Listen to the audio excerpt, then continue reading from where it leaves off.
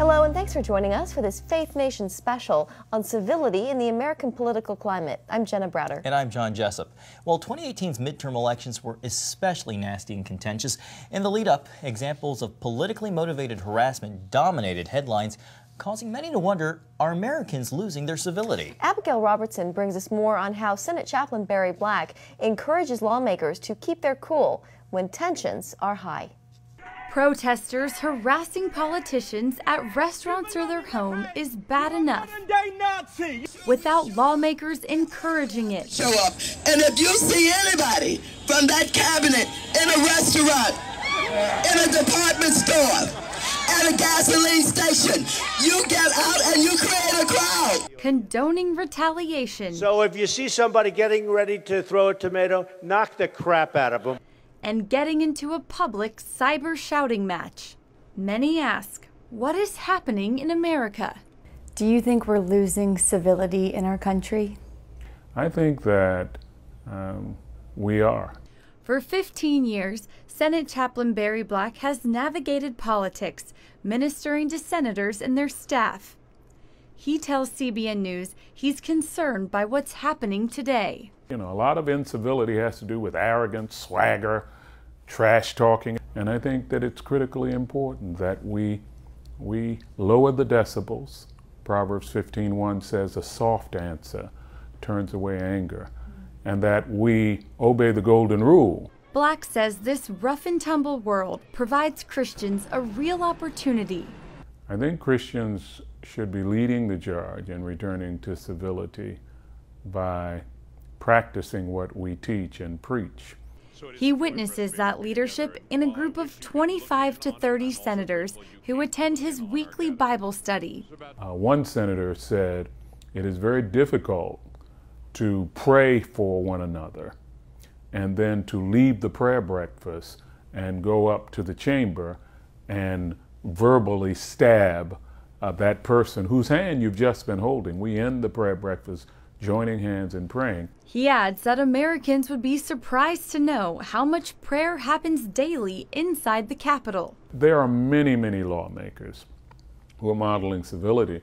I think, Abby, the challenge is that the legislative process, by its very nature, is adversarial.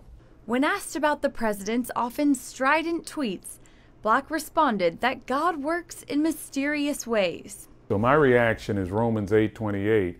In everything, God is working for the good of those who love him, who are the called according to his purposes. And as citizens, we need to remember the power in praying for wisdom for all our leaders. The problems that we face require supernatural wisdom. We're not smart enough to solve many of our problems without divine guidance. And when asked about a return to civility, Chaplain Black went back to the Bible, saying Christians need to humble themselves, turn from their wicked ways, and then God will fulfill his promise and heal our land. Reporting from Washington, Abigail Robertson, CBN News. Well, as political divisions are growing wider across America, one author says it's giving birth to a new age of outrage. That's right, Jenna. In his new book, Ed Stetzer encourages Christians to bring their best when the world is at its worst. Charlene Aaron talked to him about it. Signs of incivility and outrage abound.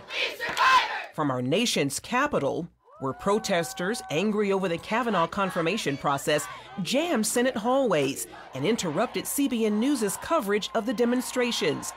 Well, today has been one of the rowdiest days during the hearing, both inside the hearing room and outside. The hearing began with the first hour was just very intense between the senators. To college campuses, where last year rioters virtually took over Berkeley because they wanted to stop a commentator from the conservative Breitbart website from speaking on campus. It seems that we're in a time when people are increasingly at odds with one another, and it's an outrageous time with a lot of anger. In his new book, Christians in the Age of Outrage, speaker and author Ed Stetzer points out our country's deep divisions, hoping the church can bring about healing. But before that can happen, he says the church must focus on itself. I think one of the things that has been important to note in the last few years is that sometimes the political divisions has actually gotten into the church in a way that maybe it hasn't in the past. Stetzer says Christians can counter the growing outrage we see in our culture today simply by exercising greater spiritual discipline. My desire is we might act and love and listen and speak more like Jesus would in these situations. Stetzer, who is also the Billy Graham Distinguished Chair of Church, Mission, and Evangelism at Wheaton College and Executive Director of the Billy Graham Center, says social media is a big part of the problem. He says Christians can hurt their witness by not properly engaging debates on hot topic issues such as gay marriage or politics. He offers a roadmap to navigating online conversations. We can be in an evangelical echo chamber where everyone sort of thinks like we do, and then we're shocked to find out people have a different worldview, and they do. And we actually found in our research that evangelicals are very likely to mute people or block people who disagree with them. And so you're never hearing different views. So we have almost an undiscipled approach to social media that's alienating our neighbors and building sometimes even divisions between Christians. And what we're calling for in Christians in the Age of Outrage is a change to that, a more thoughtful, biblical, spirit-filled approach that ultimately engages culture more effectively. He goes on to encourage evangelical Christians to model the message of the gospel. And so the question is, we have to make choices. How do we speak up for what's right? But also, how do we show and share the love of Jesus in the midst of the brokenness? And I think our research shows that people are saying we've got to see a shift in the way we ultimately engage culture. The division is not helping anybody, and the long term, harming the witness of the gospel. He says the best way to do that is through proper discipleship. I actually used to listen to a political show, but I found that I couldn't pray for the president at the time and listen to that person because I got so riled up. And so what I had to do is, in my own discipleship, through spiritual discipline, I had to say, that's shaping me in a way that leads me away from what actually the Bible calls me to do. So I quit listening to that program, kept praying for that president, kept speaking up about things that mattered to me, but I was more discipled by my Bible and in the promptings of the Holy Spirit than I was by the radio program, or today it might be the cable news program that I'm watching. Meanwhile, in this current culture, Stetzer challenges Christians to intentionally live in a way that makes the gospel more appealing. I don't know that Christians can solve all the outrage issues. I think the culture has just gone, it's turned up the volume to 11, and it's just going all in on the outrage. So what I would say is we need to show a counterculture message. The gospel's always been countercultural, right? It's always shown a different way. And when the world's running this way, the scriptures teach a different way. Jesus calls us to a better way. So I think the better way is not to join in and turn up the outrage volume, but instead to enter in on mission. Charlene Aaron, CBN News, Wheaton, Illinois. Well, Chief Political Analyst David Brody and Senior Washington Correspondent Jennifer Wishon join us now for more. Jennifer, we just saw Abby's package there talking about prayer, weekly prayer at the Capitol. CBN News has reported extensively about prayer being a prominent role both at the White House, within the cabinet. With all this unprecedented access that evangelicals and Christian leaders have throughout Washington, why don't we see more Christ-like behavior throughout Washington? It's an excellent question, John. I would argue that the folks who are religiously attending these Bible studies within the cabinet and on Capitol Hill are not the ones that we're seeing acting like kindergartners. With that said, I mean, you know, as you said, we have reported that certainly the president is surrounded by more evangelicals than he's probably ever been in his entire life. But I think what we're seeing, if we zoom out, is the culmination of years and years of frustration that has been building on both sides. And we're seeing liberals become more liberal. We're seeing conservatives become more conservative. And I think the divide has never been greater. And with that comes this great frustration. And the parties are trying to realign to see, you know, who is a Republican now? Right. Who's a Democrat now? I mean, so much has changed. And people are just frustrated. And it's coming out in really ugly ways. Yeah, and I also think term limits would help with civility. I mean, you talk about how it builds year after year. Well, that's the key, year after year. I mean, let's get them out and bring some new blood in. And I think that would be very important to the civility debate in Washington. Yeah, of course, a lot of people talk about President Trump and his tweets. Do you think, we have all of these cabinet members, these lawmakers who participate in these Bible studies, Vice President Mike Pence, do you think they are having any influence on him, David? Oh, on the president? Yeah, I mean, I think they are behind the scenes. And the question is, what does behind the scenes mean exactly? I don't think we're definitely not seeing it on Twitter, for sure. But I think at least some of my reporting for the book that I wrote suggests that they are getting through to him from an interpersonal standpoint. Once again, I believe in life, it's not how you start, it's how you finish. And I think with Donald Trump, I think we're going to have to find out how he finishes. Is he going to be, kind of that Joe Paterno, Bill Cosby finish, which was not good, or is there repentance, full repentance in his future? And I think that's what we wait to find out with him, and honestly, so many others around the world. I know many believers are praying for this president, so we have to wait and see with regard to that. Jennifer, and David too, if you want to chime in on this, many people, speaking of the president, ask about the role that he plays.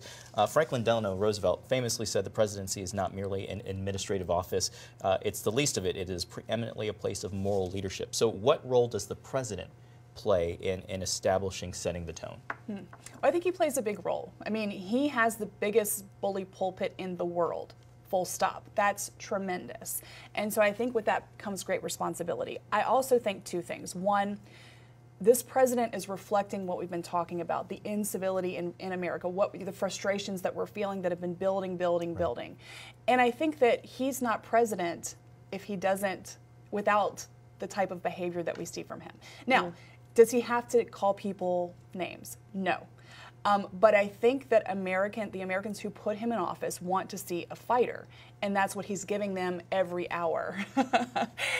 We know from our reporting that we talked to so many Trump supporters who say we love what he's doing on policy. Evangelicals say we love the substance coming out of this administration. Stop the tweeting. So, again, kind of what David was saying, that is up to the president. This is going to be part of his legacy, and he has to decide, what he wants that tone to be. Yeah, actions over insults, it sounds like what folks are going for, the evangelicals. They're saying we can't stand the insults, but if it's going to be insults versus abortions, we'll take the insults over the abortions. And I think that's a big part of it. And as for Donald Trump, I mean, look, civility doesn't necessarily mean niceness. Having said that, I do believe that if Democrats and Republicans had actually done their job decades ago and actually gotten along and worked in a bipartisan way, then we wouldn't have a Donald Trump today. But we do have him here today because they haven't done their job. Yeah, we talk a lot about President Trump, and of course he likes to rail against the media. That's one of his biggest foils. What role does the media play, Jennifer, in this whole debate over civility? Well, it plays a big role because we're there with microphones and cameras, and we tell the American people what's happening in Washington.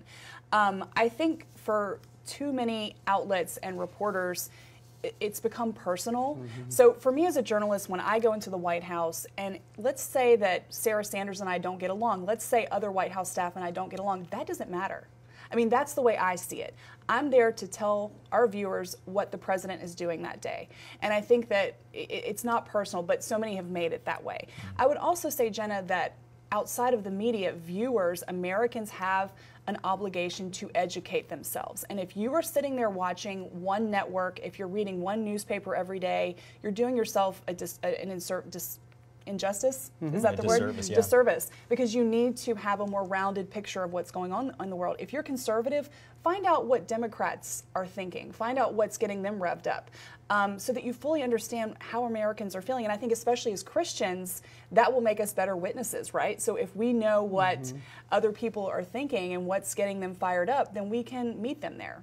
And civility is a two-way street, right? I mean, civility has to be 50%, 50%. In other words, I hear you, you hear me. But in the media, it's 95-5. I mean, it's 95% anti-Trump and 5%, if that, positive on Trump. So that's the role the media needs to play.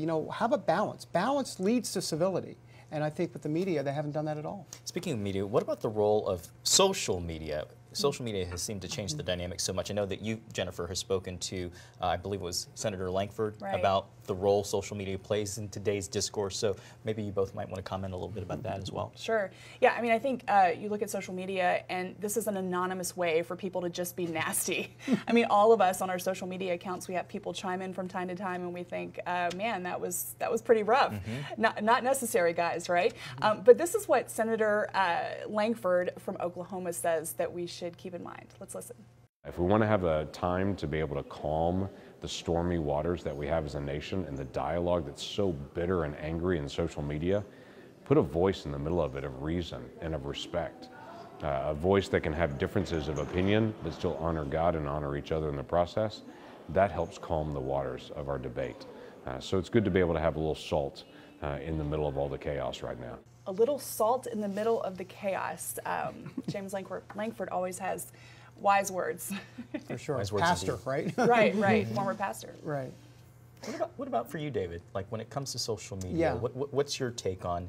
Because it does offer, it is kind of like the great equalizer. You know, it used to be the media were the gatekeepers, and now Joe Q. Public and Jane Q. Public have the right to sound off and grab the attention of the newsmakers. So how has that changed, and for the good and for the bad? Yeah, well, how many times in our families do we go, we talk to a family member and go, oh, I wish I wouldn't have said that. Well, social media is the whoops, I wish I wouldn't have tweeted that. It's kind of that insatiable appetite to be quick, be first, to think of what's on the top of your head. And hello, guilty as charged. All of us. Yeah, right? So, I mean, it happens. And so I think that is part of the problem with social media, that it becomes a stream of consciousness. Well, newsflash, sometimes civility, stream of consciousness, not necessarily a good thing.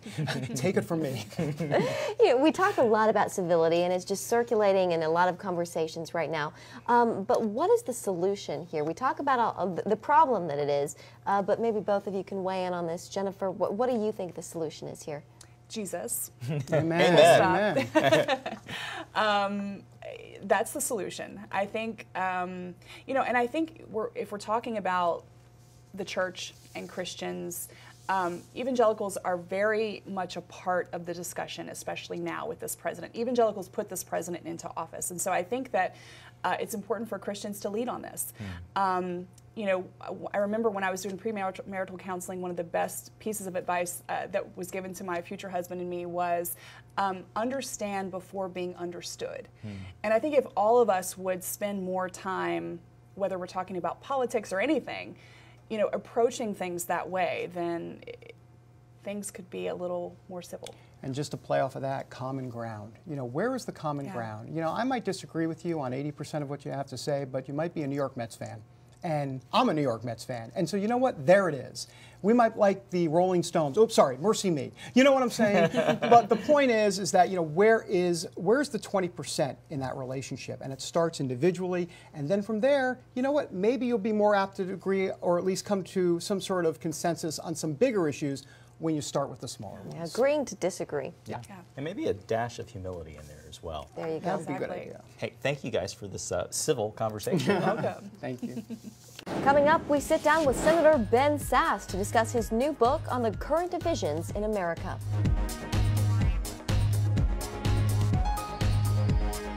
We will move the American embassy to the eternal capital of the Jewish people, Jerusalem.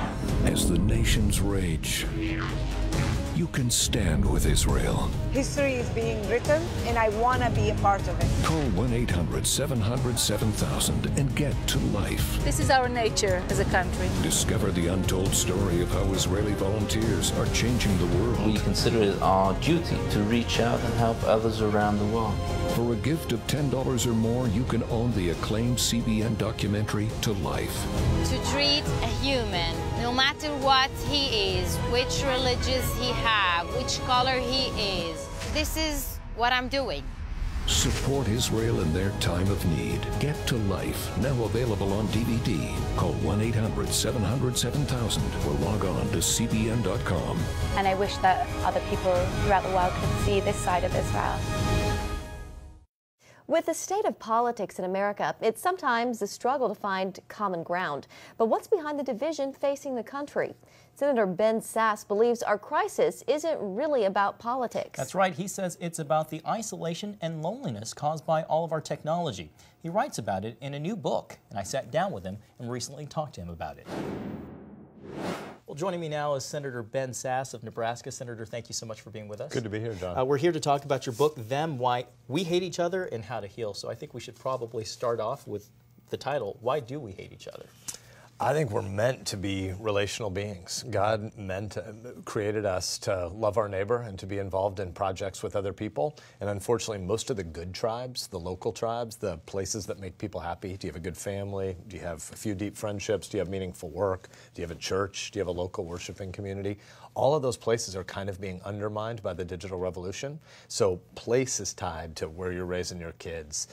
Your deep friendships are about a place. Your church is in a community. Your work is usually tied to a specific geography. As all those things get undermined, people are lonely. I think there's a loneliness epidemic among us. And right now we're filling in, a lot of Americans are filling in political tribalism as the sort of backup plan for failed tribes. They're going to these bad tribes, which are political addictions. And they tend to be anti-tribes. What are you against rather than what you're for? How does social media factor in? I think it's interesting. Social media was meant to connect people, but in many different ways it seems like it's maybe having a reverse effect. I think so too. I think when social media is used to augment relationships you already have, it can be really great. I'm relatively active on Twitter, but I think of it as an audience of a bunch of buddies I had from college that we live in different geographies now, but we pray for each other's families. We're raising our kids separate from our other friends, but we sometimes travel with them, and we use social media as a way to stay connected. When you're adding to relationships that are already embodied, people that you know, social media can be great. If you're using social media as a substitute for knowing the person 2 doors down from you in your neighborhood, it's a really bad thing because social media doesn't ultimately give you lasting relationships. You just mentioned tribalism, which factors into the fact that many people like to associate with people who think like they do or who look like them, but that exposes and sets us up for other problems with building animosity and anger, and not just that, but misunderstanding of those who don't share similar values or who don't look like us. I think that's true. When you live in a community with people, you know them to be a whole person, right? I have a lot of identities. I'm a Christian, I'm a dad, I'm a husband, I'm a Nebraska football addict, I'm a conservative. We'll forgive you for that last one. Well, Missouri's good at a lot of things, but we can talk some football. You got a whole bunch of different identities. I served in the Senate for a time. I'm a Republican, but you don't want to get those identities out of order. You don't want to warp it. I love Husker football, but if I used my Cornhusker football addiction as an excuse to neglect my kids, there's something wrong with me. I'm a dad before I'm a Husker football fan. I'm a Christian before I'm a Republican. And one of the things that happens on social media is you tend to reduce people to the one conversation you're having at that moment, and a lot of people, a lot of Christians are spending way too much time doing sort of rage on social media because you disagree with somebody's politics. Well, that person you're yelling at because you disagree on legislative strategy or legislative or policy priorities, they're somebody created in the image of God, and you're meant to love them as a whole person. How does that bode for you? You continually talk about how you identify as a Christian, but when you see how people treat each other, whether it's in person or whether it's at rallies or over social media, and they identify as Christians, how does that comport with your faith and how you view living out your faith? Yeah, so I differ with Democrats on really important policy matters, but my disagreement with a Democrat about whether or not the minimum wage will actually help poor people, I don't think it will. I think it'll cause a whole bunch of jobs to be lost to automation if you raise the minimum wage too high. That's a debate that people can reasonably have, but that's not a core identity issue for me, and it shouldn't be for any Christian. And so I want to work really hard to treat my neighbor in a debate as somebody who has an eternal soul and that God created, and that if I debate this person on a policy issue, I want to make sure it doesn't compromise my witness to still love them as a person well outside and well beyond this particular policy debate. I don't think you could have said that any better. What about the cable news networks? We live in a 24-hour news cycle, and you see people on the right and the left just kind of watching the networks that kind of identify with how they believe. But how does that factor into the atmosphere and the environment we have today? Yeah, right now, there are benefits to modern technology, to be clear. There are a whole bunch of things that are great about having access to 500 channels. 93% of American households now have access to 500 or more channels. In the 1950s, you had 3 channels, and you better hope you liked I Love Lucy, because 68% of households were going to watch it every week. So there are wonderful things about it. Networks like yours get to exist. There are a whole bunch of college football games I can watch this Saturday with my kids. I'm glad about that, but there is a danger that we end up with these little tiny siloed fragmented audiences where we only talk to other people who already agree with us, and we cease to treat people like whole people. We cease to try to persuade people, and we start to just think, let's use our time in this 1/2 of a 1% audience to yell about the other people that we're angry at and not try to do justice to their argument. I think the 9th commandment, thou shalt not bear false witness against their neighbor, is a pretty important commandment for the way we consume our news. I think it's so easy to perhaps, the argument is it's so easy to stay in those segmented cloister societies. So what's the incentive for people to reach out and go beyond to do exactly what you're saying? Yeah, I think we live in an interesting moment because those incentives don't really yet exist, and we're going to need to build the new kinds of habits. Habit and addiction are really the same word. It's just when we like it, we call it a habit. When we don't like it, we call it an addiction.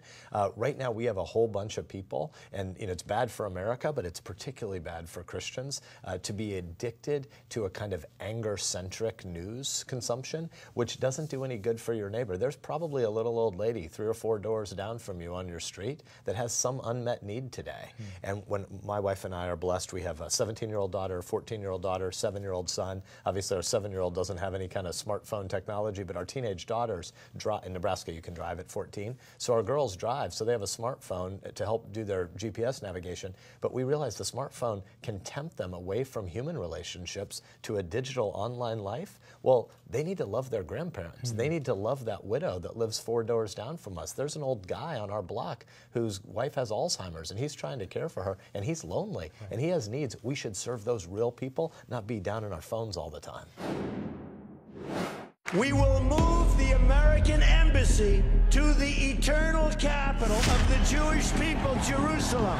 As the nations rage, you can stand with Israel. History is being written, and I want to be a part of it. Call 1-800-700-7000 and get to life. This is our nature as a country. Discover the untold story of how Israeli volunteers are changing the world. We consider it our duty to reach out and help others around the world. For a gift of $10 or more, you can own the acclaimed CBN documentary To Life. To treat a human, no matter what he is, which religious he have, which color he is, this is what I'm doing.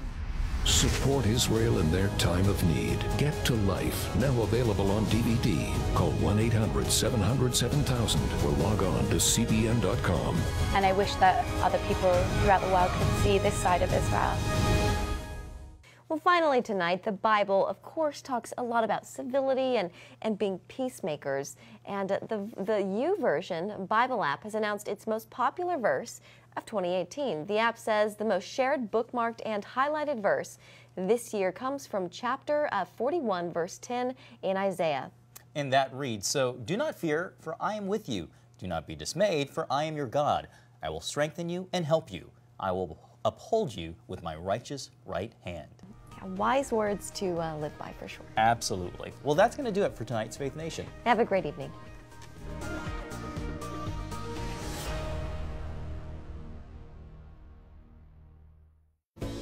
Come home to the sounds of Southern Gospel from CBN Radio. You'll enjoy a rich Southern blend of bluegrass, classic gospel, and Southern gospel favorites like the Gaithers, the Crab Family, and bluegrass sounds like Mountain Faith. So make yourself at home with the all-new CBN Southern Gospel, now available at cbnradio.com.